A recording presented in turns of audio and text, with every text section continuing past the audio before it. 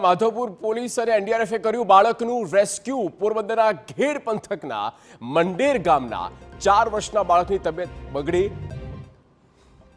જો કે ચિંગરિયાથી મંડેર જતો કોઝવે પાણીમાં ગરકાવ થયો છે અને બાળકને હોસ્પિટલ લઈ જવાથી મુશ્કેલી ઊભી થઈ। પણ આવા સમયે માધવપુર પોલીસ અને એનડીઆરએફની ટીમ મદદે આવી છે અને એનડીઆરએફ અને પોલીસ જવાનો 4 કિલોમીટર સુધી પાણીમાં બાળકને હોડીમાં બેસાડી બહાર લાવ્યા। બાદમાં આ બાળકને 108 દ્વારા કેશોદમાં સારવાર માટે લઈ જવામાં આવ્યો। તો પોલીસ અને એનડીઆરએફે 2 દિવસમાં 4 લોકોનું રેસ્ક્યુ કર્યું છે।